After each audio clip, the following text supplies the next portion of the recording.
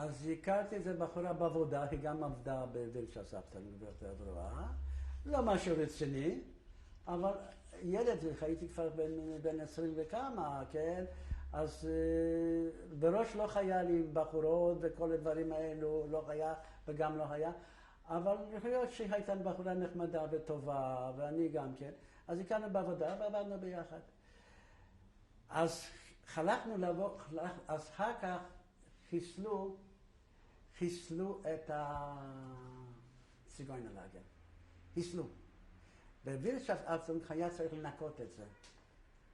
ובמקום הזה עשו שתי ריסורס איפה אשתי. הנוכחית עבדה שם אחר כך, עשו את הצפלך עבור הזה. אז כשניקינו את זה, אז לא נתנו כל אחד, כמה אנשים בחרו, אותי ואותה, שם הכרתי, אז מצאנו שם חתיכות ידיים, חתיכות רגליים, ילדים כפורים בתוך אדמה, את החכים שתולו אותם, זוועות מצאנו שם. וגרמנים באו ואמרו לנו לחפור בור, והכל לקפור בתוך הבור, כמו שלא היה שום דבר. ואחר כך במקום הזה עשו, בתי חרושת, שם החלבטים עשו בשביל לעשות צפלש, מפלט, כל מיני דברים, הכל עבור צבא גרמנית. ואני חליתי וקיבלתי פה, זה כזה, זה אדום כזה, איך קוראים לזה? צריכים לעשות ניתוח. מוגלה, וזה היה סכנה בשביל להוריד את היד. נמק. כן, אז היה שם דוקטור, כירורג אחד גדול, יעקובסון. אז לקח אותי הביתה, ושכבתי במטבח, על שולחן, ושם יד, מה שמגייצים ככה, ועשה ניתוח, והנה סימן, עוד יש לי עוד סימן, מה שפתח, ועשה לי ניתוח הזה עם נרקוזה, וזהו, שלנו, לא שלנו, אני לא יודע, אין לי מושג.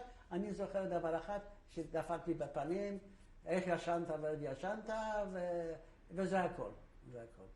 טוב, יום אחד, שסיפרתי לך שלקחו את הילדים בשפרה, מה השיטה של גרמנים הייתה? שיטה של גרמנים היה בגטו, קודם כל לוקחת את כל ילדים עד גיל 10. כמו שאת לוקחת עץ וחותכת את השורש שלו. ואחר כך מלמעלה לוקחת את כל הזקנים, עד גיל 60, מ-60 או 55, זה בפולניה היה, כן? להשאיר את הגוף החזק, הבריא, לעבודה. ולהוציא ממנו כל המיץ. זה הייתה השיטה, והם הצליחו בזה. יום אחד אמרו שצריכים, סוגרים את הגטו. מעבירים את הגטו. כן, היה עוד מקרה אחת, ששמענו חדשות, שרוסים כבר נמצאים 120 קילומטר מלודז'. זה היה איזה חצי שנה לפני שסגרו את הגטו. מתי זה היה בערך? לא, אנחנו שמענו את זה בינואר-פברואר, והגטו חיסלו באוגוסט, סוף האוגוסט. איזה שנה? 44.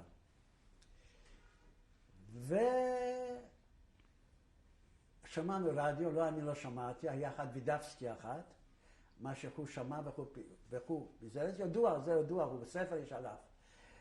וגרמנים רצו לתפוס אותו, אז הוא בפוזיצ'נה 12 שתה בקבוק עם יוד, כדי לא למסור, לא עוד לאנשים, לא יקבל, אחר כך תפסו אותו, הייתו מוסר עוד אנשים.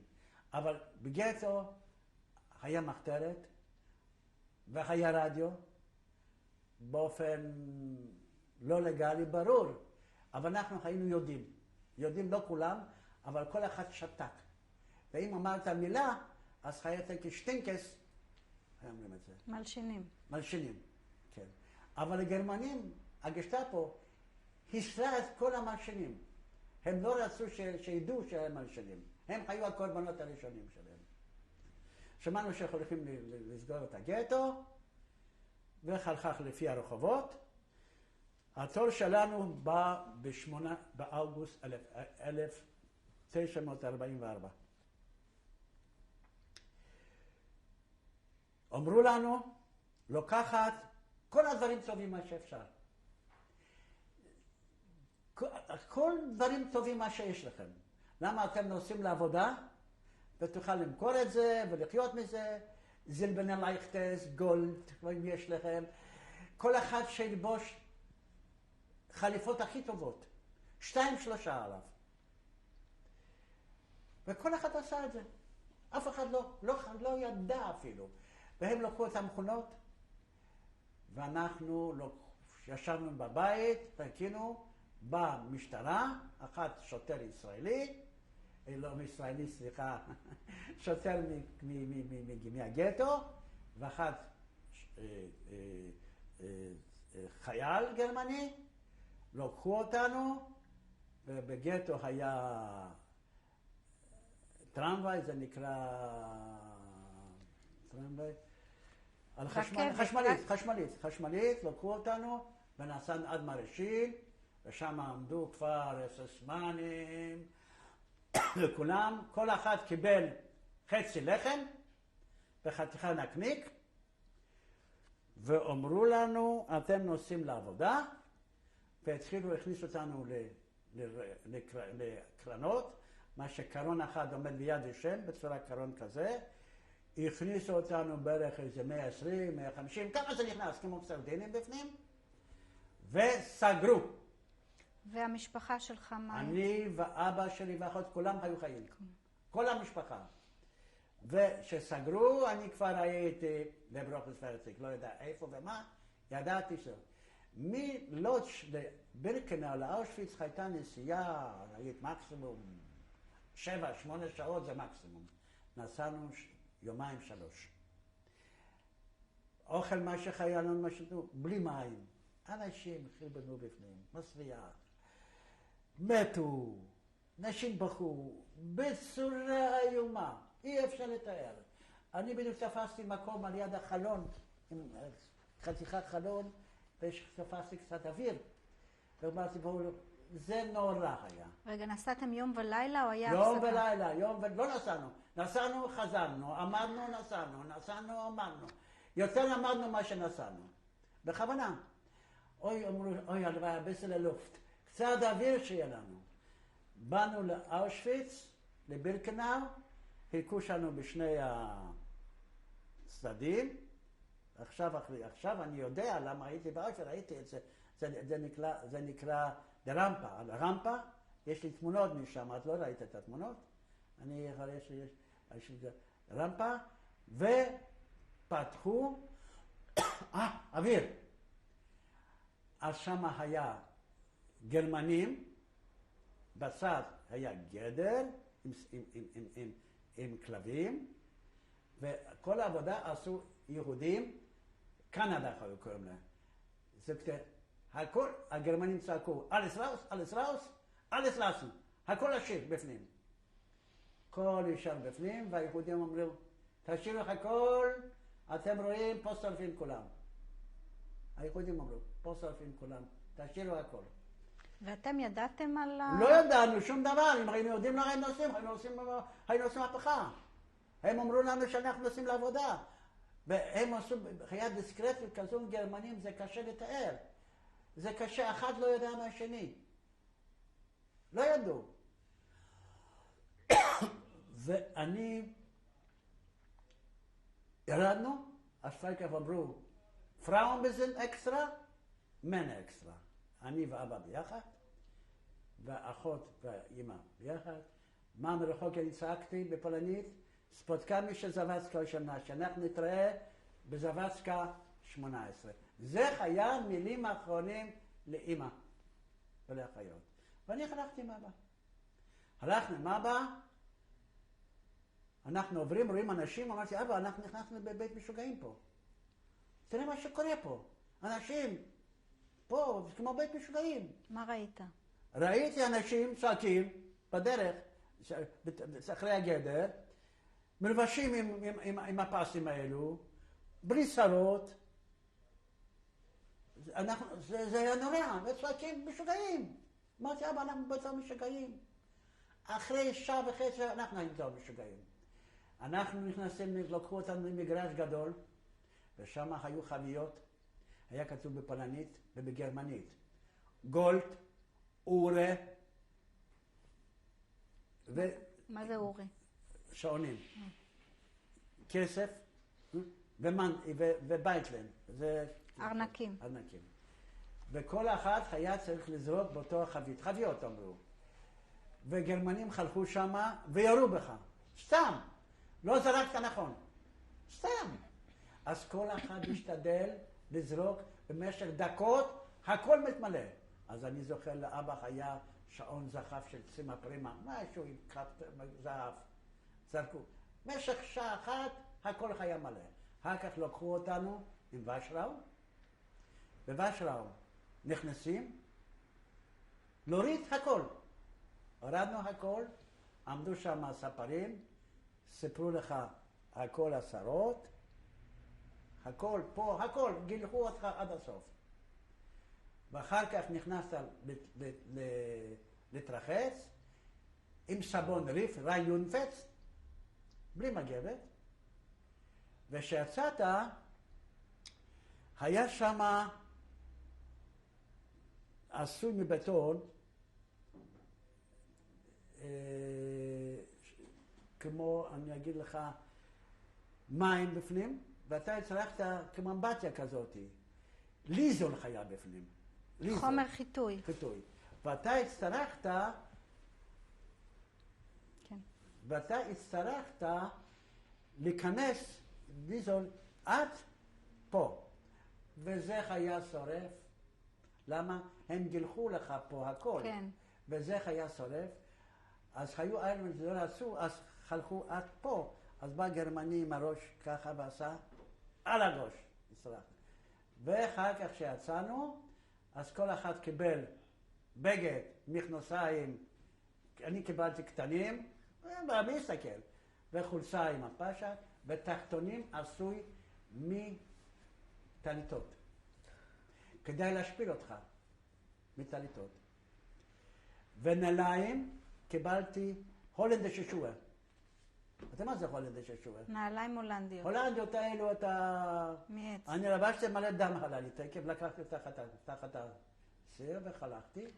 מה זה נעליים הולנדיות? מעץ? מעץ. מעץ, חלמנו הולנדי מעץ. אני קיבלתי כאלו קיבל נעל, מעץ אחר, או נעל אחר, מה שלא היה מתאים לו אפילו. כן, אני קיבל נעל, ושחלקתי תקף אחרי כמה הליכות, היה לי פה דם. אז חלקתי, לקחתי תחת השייכים, וחלקתי בלי על החצץ, שם החצץ היה, לא? יחף. כן, יחף. באנו לבלוק 11. הבלוק הזה היו קוראים לו קורט. קורט, ושם היה יהודי שמולק, מוורשה. הוא היה שטינקר. הוא דיבר יידיש. ושם בתוך הבלוק נכנסו 1,200 איש. בלי מיטות, בלי שום דבר. ושם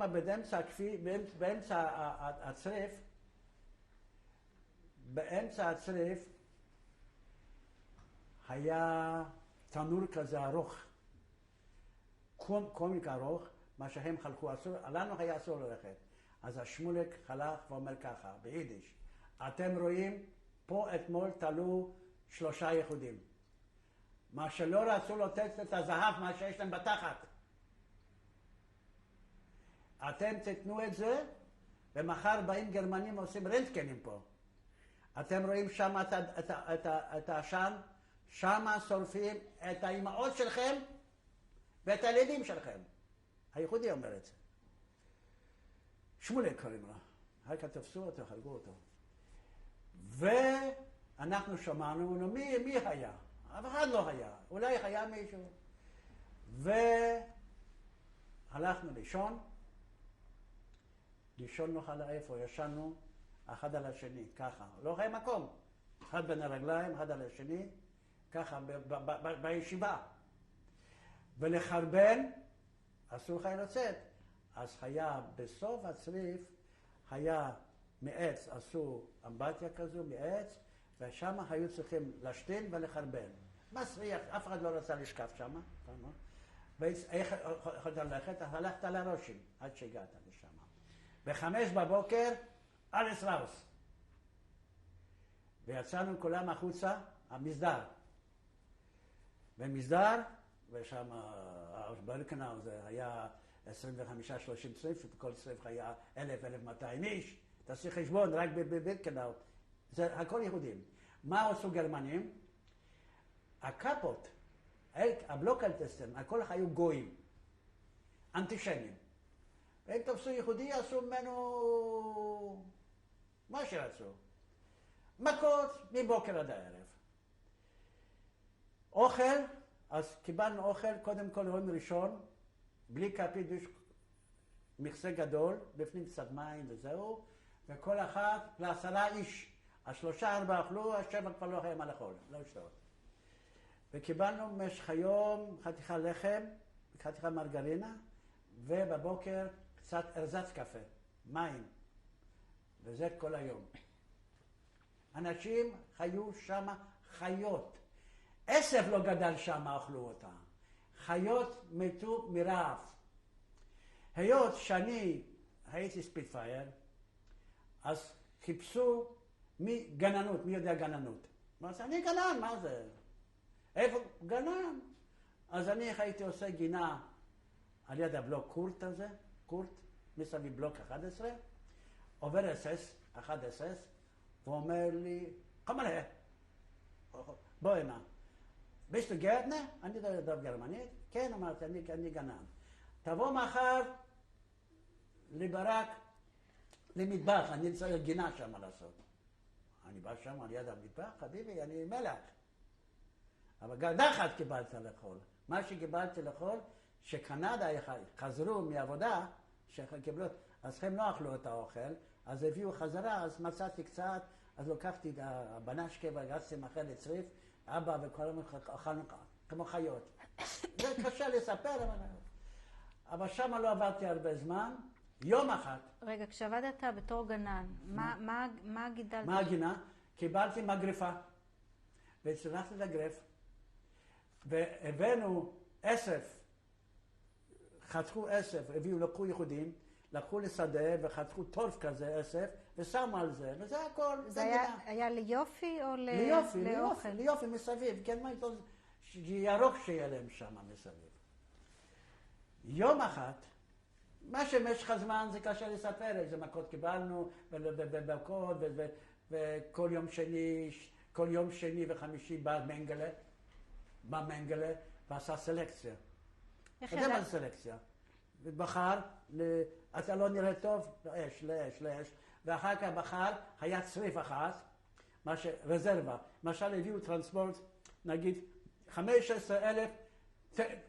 19,500 איש. היה חסר 500 איש, נכנסו לצריף, לקחו 500 איש, כדי למנות את הנורמה לשרוף.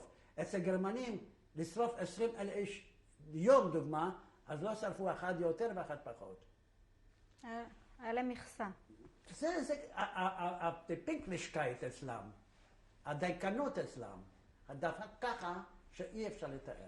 עכשיו אמרת מנגלה, איך ידעת שזה מנגלה? חכי רגע, מנגלה, כל יום שני שלישי, הכרנו אותו, שחור בחור יפה, הוא היה עושה סלקציה, היה בוחר, כל יום שני וחמישי, במסדר, הורדת את המכנסיים, הוא מסתכל עליך, עבדו גרמנים שם, ככה, גמרת.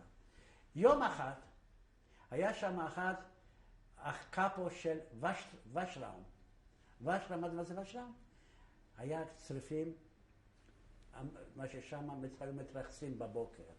מה זה מתרחצים בבוקר? כל הזמן אסור להתרחץ, אל תשאלי. לא אמבטיות. את הפנים קצת צלחה וגם כן זה לא עשו. אז הוא, הוולדק הזה, לא היה אוכל ארוחת בוקר, לא להרוג יהודי. לא אכל צהריים, לא להרוג יהודי. בלי להרוג יהודי. בלי להרוג יהודי. יום אחד, קורט הזה, הוא אמר לקורט, תשלח לי יהודי. הוא שלח כבר, שלח אותי, אני לא ידעתי. קורץ אמר לי, הנריש קוראים לי, קח את המגופיים, בגרמנית, קח את המגופיים, לך לוושלאו, שאיפה שמה, ותנקי אותם. אני לוקח מגופיים, מה זה, מי יש מגופיים? לוקח מגופיים, ושם כתוב בפולנית, בגרמנית, שאסור לרחוץ נעליים. לא מגופיים, נעליים. אני רוחץ, חביבי, הבחור מחכה לי כבר שמה. אבלדה כזה. אומר לי בפולנית, ותז'ג'ת, פי יחודי מלוכלך. אתה לא רואה מה שכתוב פה? אמרתי, אדוני יקר פה, זה נעליים של בלוק 11 בפולנית. To są buty pana blokowego Nasego. אמרתי, אני לא רוצה לדבר מילות גסות משהו, דיבר אליי, זונן מלוכלך בפולנית, מה זה אכפת לי, בואי הנה. נו, בואי הנה, זה הקורבן, מה אני יכול לעשות? ואת הנעליים שלי, את המגופיים, הוא לקח מישהו, שלח אותך חזרה לקורס. לקח אותי, והיה להם ככה טבורטקה כזאתי, אבל מעץ בוק. אסור לי להתכופף, אני אסביר ככה. התכפפתי עם בטן על הטבורטקה, יד פה, אחד שכב עם הגוי, עם הרגל פה, אחד עם הרגל פה, החזיקו לי פה, מכנסיים ירדתי, ולקח עץ בערך 4 סנטימטר עד 6 סנטימטר, והתחיל להרביץ מפה עד פה, ואני התחלתי להפסק, אז בחוץ אמרו מהרגת שנאים, הורגים כבר יהודים. אבל לא ידע שאני בפנים. מהרגת שנאים, הורגים יהודים. אני כבר איבדתי את הכרה, אז אחד אומר לו, תגמור, כבר גמור. אז שפכו עליי דלי מים, התאוששתי, בפולנית אולז'יר, אלפנוך, עוד חיים. ואז הרביצו לי, אחר כך ראו שאני כבר לא מגיב, זרקו אותי החוצה. זרקו אותי החוצה, אבא רואה את זה, אוי, מת מווקה הגצחינט. הרגו לי את הילד, הרגו לי את הילד, הרגו את הילד. נו, הרגו את הילד, אז לקחו, אבא לקח אותי עם חיה שם, בן דוד שלי, לקחו אותי עם ושלום, התרחצו אותי קצת, זהו. בא מנגלה, עושה סלקציה, זה מעניין. מוריד לי, רואה, אני מלא דם מאחורה, ואצלי יש אור, מה שמתרפא מהר.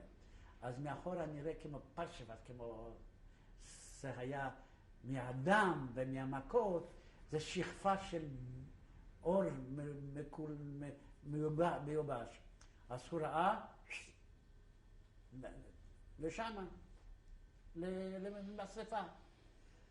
אבא נכנס לברוקלטס לקורס, מה שדיבר אותו, אני לא יודע. אז הקורס בא למנגלה ואומר לו, תן, אני הרבצתי לו. הוא עוד צעיר, אתה רואה, חזק. הוא עוד יכול לעבוד. שכנע אותו, ומנגלה אמר לי, תחזור חזרה. חזרתי חזרה, אז בא מנגלה אליי, דו יהודה, אתה יהודי, לך מחר עם רביר, רביר זה נקרא שם איפה, לא קופת חולים, רק מרפאה, ותגיד לו שאני שלחתי אותך. אני פחדתי ללכת, מהמרפאה ישר לוקחים אותי למשרפות. אבל אני לא אלך, אני הלכתי לשם ואמרתי, אתמול היה סלקציה ומנגל שלח אותי, אז לקחו פינצטה, הורידו לי ככה כואב, הורידו לי מכל הגב פה, למטה, ושמנו מין טלק. ואמרו עוד יומיים תבוא. באתי עוד יומיים, שוב פעם עשו, זה יתרפא. איזה צורה זה יתרפא. וככה עוד מכות ועוד מכות, חייתי שם 6 שבועות. אבל רציתי לברוח משם. אז באו מחפשים נגרים, אמרתי אני נגר. מחפשים חשמלאים, אני חשמלאי. מסגרים, רק לא צד משם.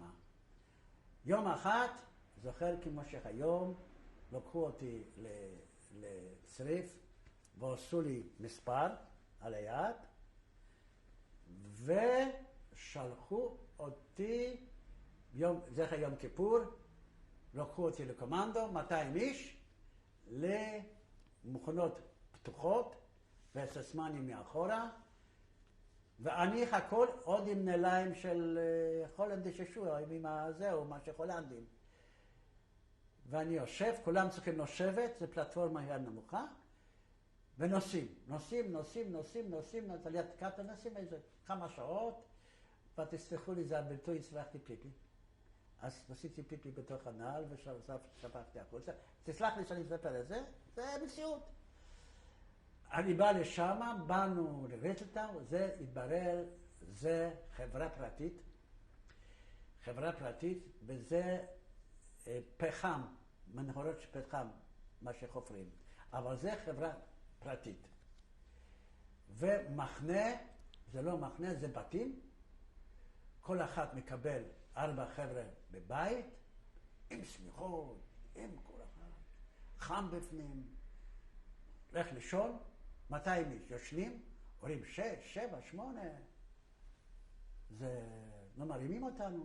פתאום כולם החוצה, ולאג יפיר הססמנים, וגם הססמנים שמרו אותנו, אבל אפס אחרים, לא כל כך אכזרים, והססמן הזה היה קומוניסט, הלאג יפיר.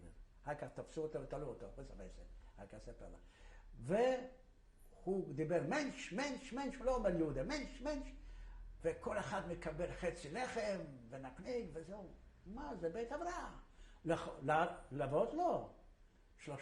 בצהריים הוא נסע והביא לנו עם 2 סוסים אוכל של צבא גרמנית, ואוכל לא נורמלי, בית הבראה. אבל זה לא לקח הרבה זמן, אבל לא חשוב. ואחר כך אני מחפשים בעלי מקצוע, אז אמרתי שאני טישלר. טישלר זה נקרא נגר. והצטרכנו, יש לי הרבה לזה. והצטרכנו לעבוד, ואז בנו רק את המחנה, אז אני עשינו לספות, ואני יודע על העבודה, עשיתי לספות, ואני ואבא. פתאום היה נהוג שאצל גרמנים כולם צריכים לעבוד. עומדת איזו בחורה, היו קוראים לה זושה, בחורה, היא הייתה בת של הבעל הבית, אופצ'רק. אני לא ידעתי. ואני הייתי בחור יפה, אני אגיד לכם, בלי שערות. הייתי בחור יפה. ואני עובד, ופתאום נפל על ידי הוולצ'ננס. ומה זה? וולצ'ננס, אני שוכח את העברית פה עוד מעט. תמשיך הלאה. כן, ואני לוקח פטיש ופותח את זה, ואוכל, והיא מתקרבת, אז היא שואלת, מאיפה אתה באת פה? היא חשבה שאני גוי. אז אמרתי, אני יהודי, אתה יודע מה, אבל אני לא מדבר איתה. היא מדברת לזכוכית, היא הייתה מזגגת את החלונות. היו בונים שם מחנות. ואני עושה את הרספות. ואמרתי, אני פה יהודי, אז היא נותנת לי סנדוויץ'. אני לוקח את הסנדוויץ' ושם פה ויוצא החוצה. לכל אחד היה לו שקים גדולים. כיסים גדולים. שם את הכיס. לאן אתה הולך? אמרתי, אני הולך לתת את זה לאבא. אבא עובד למטה. היה מסדר את העצים. אמרתי, תאכל, אני אתן בשביל אבא. הכל בכיף. כן, זה סיפור מעניין מאוד. ואני עשיתי, עוד נתתי את זה, אכלתי את זה, נתנה לי עוד אחד, ירדתי לאבא. איפה אוכלים את זה? בבית שמש, השני לא יראה את זה.